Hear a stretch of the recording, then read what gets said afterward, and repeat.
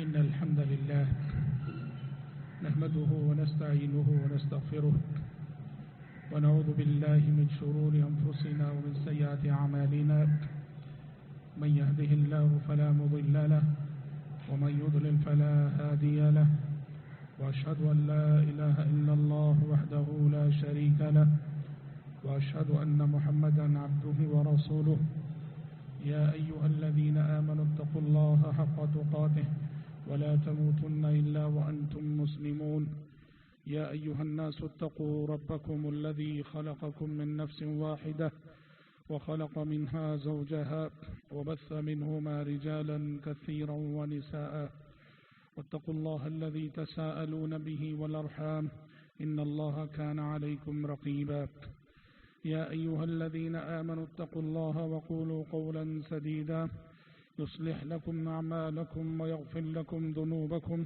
ومن يطع الله ورسوله فقد فاز فوزا عظيما أما بعد فإن خير الحديث كتاب الله وخير الهدي هدي محمد صلى الله عليه وسلم وشر الأمور محدثاتها وكل محدثة بدعة وكل بدعة ضلالة وكل ضلالة في النار أعوذ بالله السميع العليم من الشيطان الرجيم من همزه ونفخه ونفسه فرح المخلفون بمقعدهم خلاف رسول الله وكرهوا أن يجاهدوا بأموالهم وأنفسهم في سبيل الله وقالوا لا تنفروا في الحر قل نار جهنم أشد حرا لو كانوا يفقهون فليضحكوا قليلا وليبكوا كثيرا جزاء بما كانوا يكسبون. حضرات، ابھی خطبہ مسنونہ کے بعد میں نے آپ کے روبرو سورۃ التوبہ کی ایک آیت پڑھی ہے. یہ آیت اس وقت نازل ہوئی جب نبی کریم صلی اللہ علیہ وسلم تبوک کو نکلنے کی تیاری کر رہے تھے اور تبوک کے لیے آپ صلی اللہ علیہ وسلم نکل بھی گئے. چونکہ تبوک کا یہ سفر سخت گرمی میں ہوا تھا، چلچلاتی دھوپ تھی، سخت گرمی کا موسم تھا، فصلیں پک چکی تھیں، اس لیے اس وقت منافقین کے لیے نکلنا دشوار ہوا. منافقین نکلے نہیں اور انہوں نے آپس میں ایک دوسرے سے کہا کہ لا تنفروا فی الحر، گرمی سخت ہے، نکلا مت کرو، سفر پہ جاؤ مت. تو اس وقت اللہ تبارک و تعالیٰ نے ان منافقین کی سرزنش کرتے ہوئے یہ آیت نازل کی اور کہا کہ گرمی کے سبب تم نبی کریم صلی اللہ علیہ وسلم کے ساتھ نکلے نہیں. قل نار جہنم اشد حرا، اے پیغمبر ان لوگوں سے کہہ دیجئے کہ جہنم کی آگ اس سے کہیں زیادہ گرم ہے. لو كانوا يفقهون، کاش کہ یہ لوگ سمجھتے ہوتے. فَلْيَضْحَكُوا قَلِيلًا وَلْيَبْكُوا كَثِيرًا، دنیا کی گرمی سے پریشان ہو کر فرائض اور واجبات میں کوتاہی کرنے والے یہ لوگ، انہیں اب زیادہ سے زیادہ رونا چاہیے، انہیں زندگی میں ہنسنے کا کوئی حق نہیں. جزاء بما كانوا يكسبون، یہ ان کے اعمال کا بدلہ ہے. حضرات، یہ آیت ایک پیغام دیتی ہے. وہ پیغام یہ ہے، بندگی کا جو فریضہ ہے، عبادت کا جو فریضہ ہے، یہ موسموں کا پابند نہیں. مومن زندگی میں ہر دن، ہر آن، ہر لمحہ، ہر موسم میں وہ بندگی کے کیے ہوئے عہد و پیمان پہ قائم رہتا ہے، عبادت کے فریضے کو بجا لاتا ہے. اسے نہ موسم کی سختیاں روک سکتی ہیں، اسے نہ موسم کی آسانیاں عبادت سے غافل کرتی ہیں. مومن ہر آن، ہر لمحے، ہر موسم میں اللہ کی عبادت اور اللہ کی بندگی پہ قائم رہتا ہے. موسم کبھی عبادت و بندگی کے راستے میں رکاوٹ نہیں بنتا. یہ نغمہ فصل گلو لال کا نہیں پابند، یہ نغمہ فصل گلو لال کا نہیں پابند، بہار ہو کے خزاں لا الہ الا اللہ. حضرات، اللہ تبارک و تعالیٰ نے اپنی مشیت کاملہ کے تحت سال کے 12 مہینوں کو کئی موسموں میں بانٹا ہے. ہم ہر سال کئی موسم دیکھتے ہیں. موسم خزاں آتا ہے، موسم بہار آتا ہے، موسم سرما آتا ہے، موسم گرما آتا ہے. ہر سال ہم ان 4 موسموں کے شاہد بنتے ہیں. ہر موسم کے تقاضے الگ ہیں، ہر موسم کے مناظر الگ الگ۔ خزاں آتا ہے، پتجھڑ کے مناظر ہر جگہ دکھتے ہیں اور ایسے لگتا ہے جیسے کسی نے درختوں کے سروں کو مونڈ دیا ہے۔ بہار آتا ہے، موسم بہار آتا ہے، ہر طرف ہریالی، شادابی نظر آتی ہے، رونقیں نظر آتی ہے۔ موسم گرما آتا ہے تو پھر ہر طرف گرمی ہی گرمی، انسان پسینے میں شرابور ہوئے جاتے ہیں۔ اور موسم سرما آتا ہے تو ٹھٹرتی ہوئی سردی یوں لگتا ہے کہ ہمارے خون کو منجمد کر دے گی۔ الغرض طرح طرح کے موسموں سے ہم سال میں گزرتے ہیں، اور بھائیوں ان موسموں میں سب سے صبر آزما موسم ہمارے لیے، آپ کے لیے، انسانوں کے لیے وہ موسم گرما ہوتا ہے۔ اور خصوصاً اگر گرمی ویسی ہو جیسی گرمی کے ان دنوں ہم گزر رہے ہیں، دنیا گزر رہی ہے، ہمارا ملک گزر رہا ہے، گرمی حد سے بڑی ہوئی، چلچلاتی دھوپ، باہر نکلو تو یوں لگتا ہے جیسے آسمان آگ اگل رہا ہو، آگ اگل رہا ہو۔ چلچلاتی دھوپ ہمارے جسموں کو جلائے دیتی ہے، جھلسائے دیتی ہے۔ یہ گرمی کا موسم ہمارے صبر کا بڑا امتحان لیتا ہے، یہ ہمارے صبر کا بڑا امتحان لیتا ہے۔ اور حضرات شریعت کیا کہتی ہے، دین کیا کہتا ہے اس موقع سے، اسلام کیا کہتا ہے؟ کہا موسم کی یہ جو سختی ہے، موسم کی یہ جو حرارت ہے، گرمی کی یہ جو شدت اور حدت ہے، سائنس اس کا ایک تجزیہ کرے گی کہ کیوں یہ گرمی ہو رہی ہے اور اتنی کیوں ہو رہی ہے۔ سائنس بتائے گی کہ سورج خط استوا سے قریب ہوگا، فلاں ہوگا، ایسا ہوگا تو دنیا میں گرمی ہوگی۔ سائنسدانوں کی ایک تفسیر ہے، کیونکہ سائنسدان ظاہری اسباب سے بحث کرتے ہیں، لیکن دنیا میں جو کچھ ہوتا ہے اور دنیا کے جو موسم ہیں ان کی شریعت ایک تفسیر کرتی ہے، اور شریعت کی تفسیر غیب پر مبنی ہوتی ہے، جسے آپ عقل کی روشنی میں سمجھ نہیں سکتے، عقل کی روشنی میں اسے سمجھایا نہیں جا سکتا ہے۔ تو یہ نہیں سمجھنا کہ دونوں تفسیروں میں ٹکراؤ ہے، نہیں، سائنسدانوں کی پہنچ ظاہری اسباب تک ہے، وہ ظاہری اسباب سے بحث کر کے بتاتے ہیں گرمی اس لیے ہو رہی ہے، اور دین کی پہنچ وہ ظاہری اسباب نہیں، وہ غیب پر مبنی ہوتی ہے، اس لیے شریعت غیب پر مبنی تفسیر کرتی ہے۔ چنانچہ یہ جو موسم کی حدت ہے، یہ جو موسم کی شدت ہے، یہ جو سخت گرمی ہے، یہ جو چلچلاتی دھوپ ہے، یہ جو آگ اگلتا موسم ہے، آپ جانتے ہیں شریعت نے اس کی کیا تفسیر کی ہے؟ شریعت نے اس کی یہ تفسیر کی ہے، آپ صلی اللہ علیہ وسلم فرماتے ہیں اشتکت النار الى ربها، اشتكت النار إلى ربها فقالت يا رب أكل بعضي بعضا فأذن لها بنفسين، نفس في الشتاء ونفس في الصيف، فذلك أشد ما تجدون من الحر وأشد ما تجدون من الزمهرير۔ پیارے نبی فرماتے ہیں جب اللہ نے جہنم بنائی، جب اللہ نے جہنم بنائی، جہنم پیدا کی، تو جہنم نے اللہ سے شکوہ کیا، اللہ سے شکایت کی، اور جہنم نے کہا یا ربی اکل بعضی بعضا، اے اللہ میری حرارت خود میرے لیے ناقابل برداشت ہو چکی ہے، میری گرمی خود میرے لیے ناقابل برداشت ہو چکی ہے، پروردگارا مجھ پر رحم فرما۔ اللہ نے جہنم کی شکایت سنی، فَأَذِنَ لَهَا بِنَفَسٍ فِي الشِّتَاءِ وَنَفَسٍ فِي الصَّيْفِ، اللہ نے جہنم کو سال میں ایک مرتبہ سانس چھوڑنے کی اجازت دی اور سال میں ایک مرتبہ سانس لینے کی اجازت دی۔ آپ صلی اللہ علیہ وسلم نے کہا جہنم جب سانس چھوڑتی ہے دنیا میں گرمی ہوتی ہے، جہنم جب سانس لیتی ہے دنیا میں سردی ہوتی ہے۔ میں پھر بتا دینا چاہتا ہوں آج کا نوجوان ہر بات کو سائنس کے میزان پہ جانچتا ہے، سائنس کے موافق ہو تو قبول کرتا ہے، سائنس سے ٹکرائے تو رد کر دیتا ہے۔ ہوشیار ایسے طرز فکر سے جو آپ کو ایمان سے مرتد کر سکتا ہے۔ ایسی تعلیمات جو غیب پر مبنی ہوتی ہیں اسے سائنس کے میزان پہ جانچا نہیں جاتا۔ یہ شریعت کی تفسیر ہے۔ مطلب یہ ہوا کہ موسم کی جو شدت ہے، حرارت ہے، گرمی ہے، یہ نار جہنم سے اس کے رشتے کے سبب ہے۔ مطلب یہ ہوا، یہ ایک دوسری حدیث میں بھی ہے، دیکھیے آپ نے فرمایا اذا اشتد الحر فابردوا بالصلاة فإن شدت الحر من فیح جہنم۔ آپ نے کہا جب گرمی سخت ہو جائے، جب گرمی سخت ہو جائے فابردوا بالصلاۃ، نماز کو ذرا دیر کر کے ٹھنڈے وقت میں پڑھا کرو۔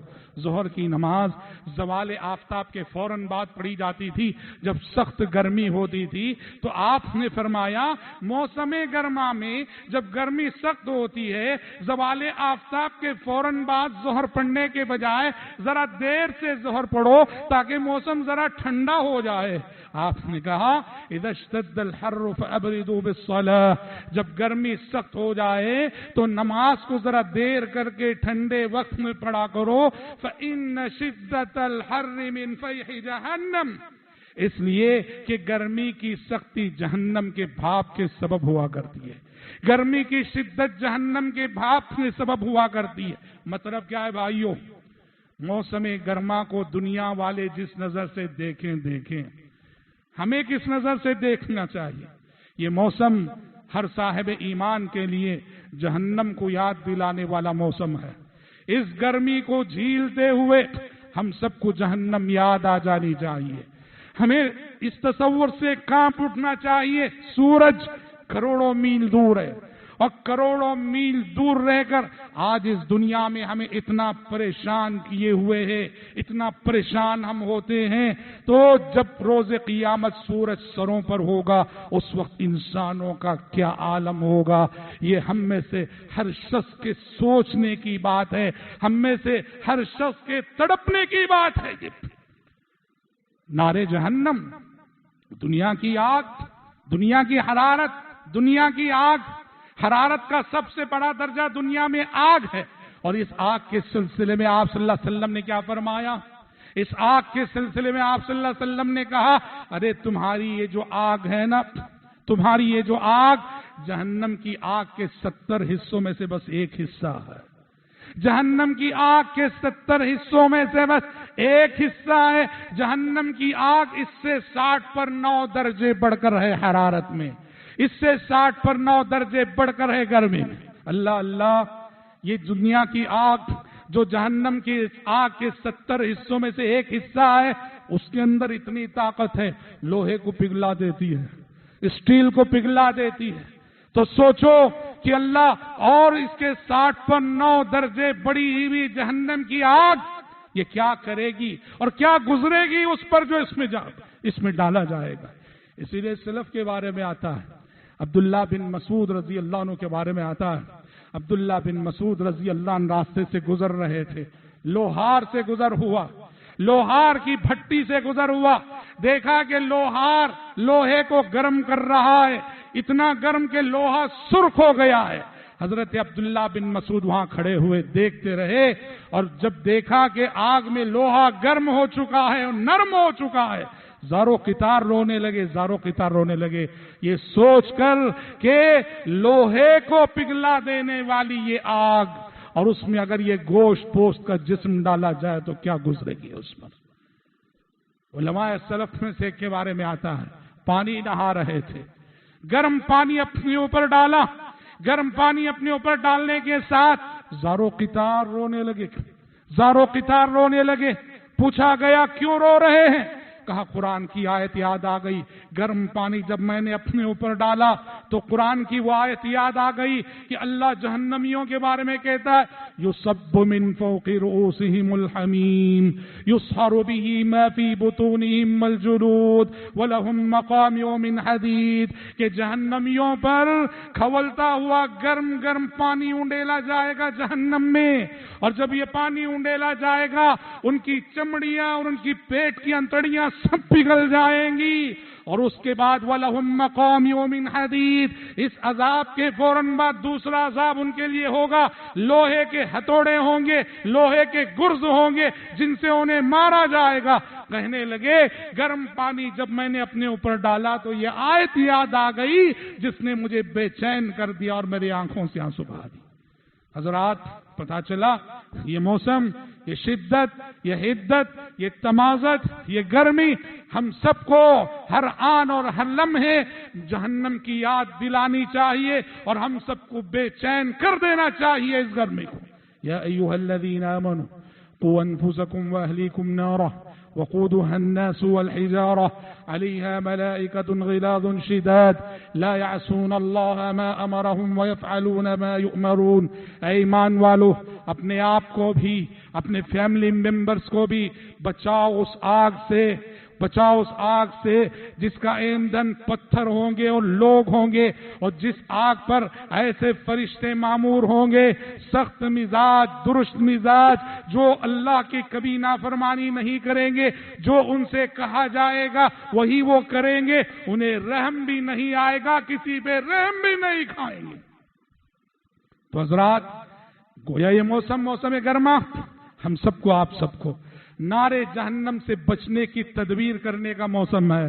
ہم اپنے آپ کو نارے جہنم سے کیسے بچائیں، اپنے بیوی بچوں کو نارے جہنم سے کیسے بچائیں، یہ سوچنے کا موسم ہے، یہ تدبیر کرنے کا موسم ہے. اور رب العزت ارحم الراحمین نے نارے جہنم سے بچانے والی تدبیریں، سینکڑوں تدبیریں کتاب و سنت میں بتا دی ہیں.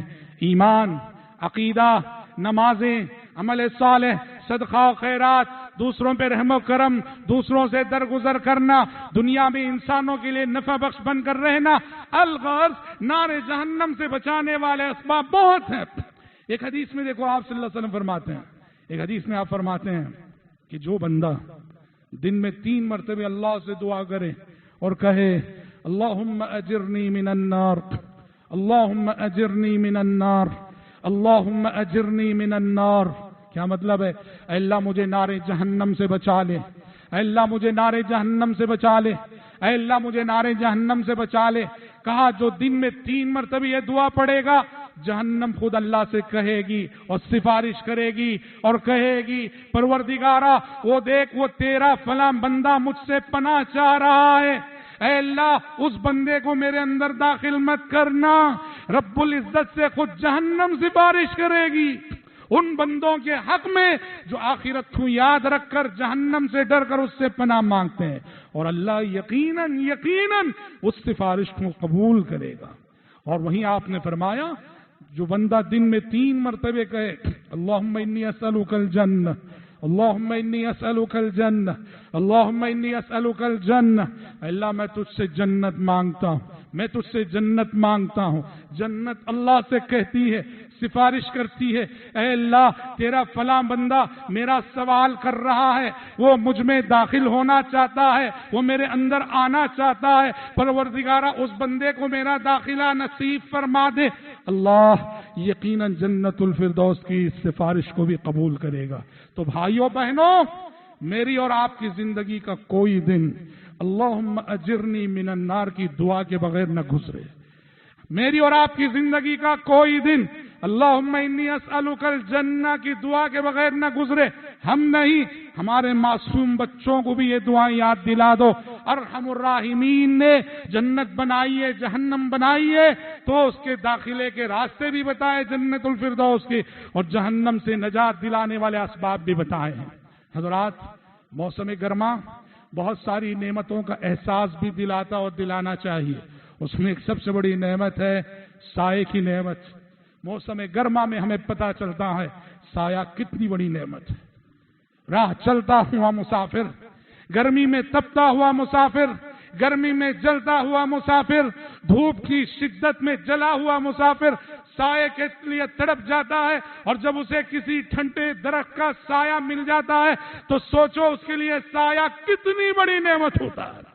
اللہ نے اسی لیے قرآن میں سائے کو ایک بہت بڑی نعمت کے طور پہ ذکر کیا. سورہ فرقان میں اللہ نے کہا أَلَمْ تَرَ إِلَىٰ رَبِّكَ كَيْفَ مَدَّ الظِّلَّ وَلَوْ شَاءَ لَجَعَلَهُ سَاكِنًا ثُمَّ جَعَلْنَا الشَّمْسَ عَلَيْهِ دَلِيلًا ثُمَّ قَبَضْنَاهُ إِلَيْنَا قَبْضًا يَسِيرًا. کہ آپ نے نہیں دیکھا کہ تمہارے رب نے سائے کو کیسے پھیلایا ہے، سائے کو کیسے دراز کیا ہے.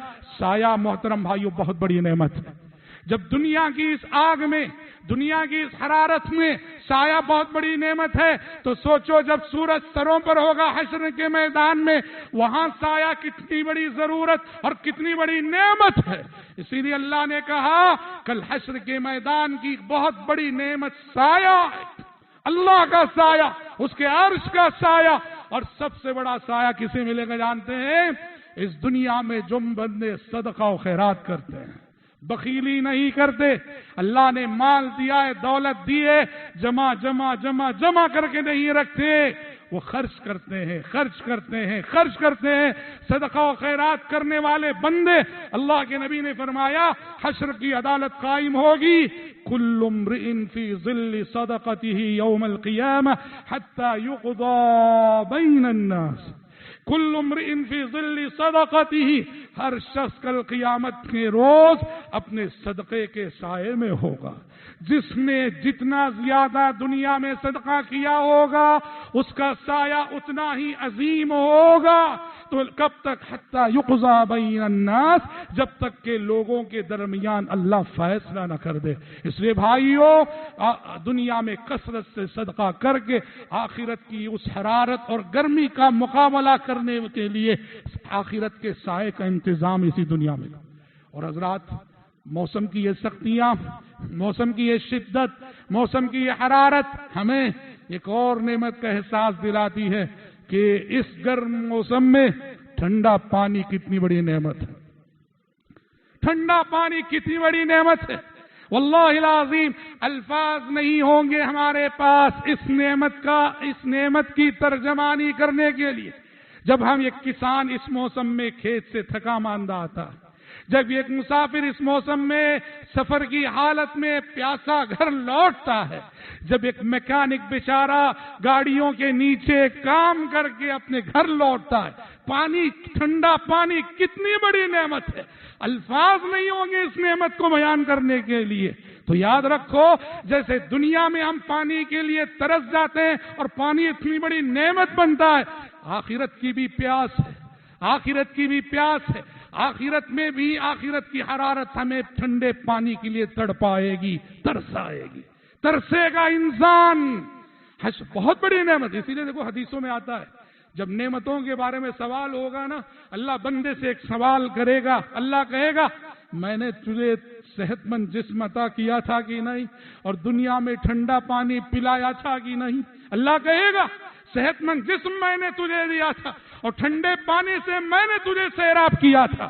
میری نعمتوں کو پا کے بتا تو نے کیا کیا. تو حضرات، قیامت کے دن کی بھی ایک پیاس ہے، قیامت کے دن کی بھی ایک پیاس ہے. اس دنیا میں رہتے ہوئے وہاں کی پیاس کا علاج کر لو. کیسے علاج کیا جاتا ہے؟ حضرت عبداللہ بن مبارک رحمت اللہ علیہ، بہت بڑے محدث، 2 صدی ہجری کے بڑے اللہ والے، انہوں نے زمزم کا پانی پیا. آپ جانتے ہیں زمزم کے پانی کے سلسلے میں حدیث کیا ہے؟ ماء زمزم لما شرب له، کہ زمزم کا پانی پیتے ہوئے جو دعا کریں گے وہ دعا قبول ہوگی، جو مراد آپ اللہ سے مانگیں گے آپ کی وہ مراد پوری ہوگی. تو حضرت دنیا والے بہت ساری چیزیں مانگتے ہیں. عبداللہ بن مبارک نے جب زمزم پیا تو کیا دعا کی، کیا مراد مانگی؟ کہا اللہ تیرے نبی نے کہا ہے کہ زمزم پیتے ہوئے کی جانے والی ہر مراد پوری ہوتی ہے، ہر دعا تو سنتا ہے. اے اللہ میں زمزم پی رہا ہوں اور تجھ سے یہ مانگ رہا ہوں کہ اس زمزم پینے کے عوض قیامت کے دن کی پیاس سے مجھے بچا لینا. قیامت کے دن مجھے پیاسا مت رکھ پروردگار. اللہ اکبر. خوش نصیب ہیں وہ لوگ کہ جنہیں اللہ روز قیامت کی پیاس سے بچا لے. اور ساقی کوثر محمد عربی صلی اللہ علیہ وسلم کے دست مبارک سے حوض کوثر کی سیرابی جس کو اللہ نصیب فرما دے. خوش نصیب ہے وہ بندے، سعادت مند ہے وہ بندے. دعا ہے رب العزت سے اللہ تبارک و تعالی مجھے، آپ کو، ہم سب کو اللہ ان خوش نصیبوں میں اور سعادت مندوں میں شامل فرمائے جنہیں اللہ کے فضل و کرم سے حشر کے دن اللہ کا خصوصی سایہ نصیب ہوتا ہو، اور حشر کے میدان میں جنہیں پیاسا نہ ہونا پڑتا ہو، جنہیں ساقی کوثر کے ہاتھوں سیراب ہونے کی سعادت حاصل ہوتی ہو. اللہم آمین. خطبے کو مختصر کرتے ہوئے ہم آپ سب سے درخواست کرتے ہیں کہ جن لوگوں نے اپنے ووٹ کے حق کا استعمال نہیں کیا ہے وہ مسجد سے گھر نہ جائیں، سیدھے وہ جو ہے بوتھ کا رخ کریں اور ووٹ کے حق کا استعمال کریں. ایک ووٹ کو بھی ضائع نہ کریں. ووٹ ایک طاقت ہے جس سے آپ اپنے حقوق کی اس ملک میں حفاظت کریں گے، تو لہٰذا ایک ووٹ کو بھی ضائع نہ کریں. اپنے فیملی ممبرز میں جتنوں کے ووٹ ہیں سب لوگ ضرور ضرور ووٹ ڈالیں. بھلے سے آپ کو ووٹ ڈالنے کے لیے لمبی کیوں میں کھڑے ہو کر آج دوپہر کے کھانے کی قربانی کیوں نہ دینی پڑے، دیجئے مگر ووٹ کو ضائع نہ کیجئے. اور ایک اعلان کر کے میں اپنی گفتگو ختم کرتا ہوں کہ آپ جیسا کہ آپ جانتے ہیں ہماری بڑی چار مینار میں مسجد کی توسیع کا کام جاری ہے. آپ سبھی بھائی بہنوں سے درخواست کرتے ہیں, اس سے پہلے بھی آپ نے اس کاز کے لیے بڑا تعاون پیش کیا ہے. آج جمعہ کا چندہ توسیع مسجد کے لیے خاص کیا گیا ہے. دل کھول کر مسجد کی توسیع کے سلسلے میں اپنا قیمتی تعاون پیش کرتے ہوئے جائیں. اللہ تعالیٰ آپ سب کے صدقات و خیرات کو قبول فرمائے. اللہم آمین. بارک اللہ لنا ولکم فی القرآن العظیم ونفعنا وإياكم بما فيه من الآيات والذكر الحكيم إنه تعالى جواد كريم ملك بر رؤوف رحيم رب حليم.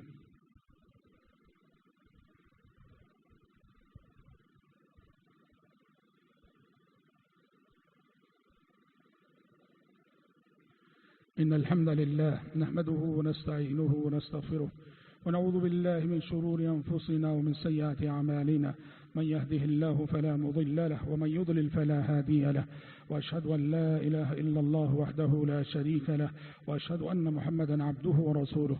أما بعد فإن خير الحديث كتاب الله وخير الهدي هدي محمد صلى الله عليه وسلم وشر الأمور محدثاتها وكل محدثة بدعة وكل بدعة ضلالة وكل ضلالة في النار.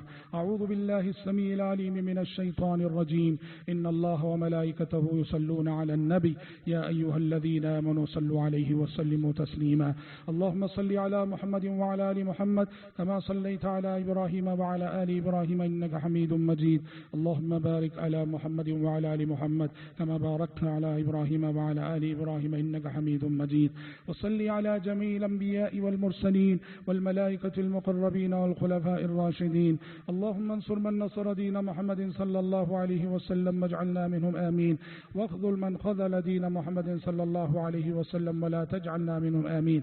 عباد الله رحمكم الله إن الله يأمر بالعدل والإحسان وإيتاء ذي القربى وينهى عن الفحشاء والمنكر والبغي يعظكم لعلكم تذكرون. اذكروا الله يذكركم وادعوه يستجب لكم ولذكر الله أكبر والله يعلم ما تصنعون.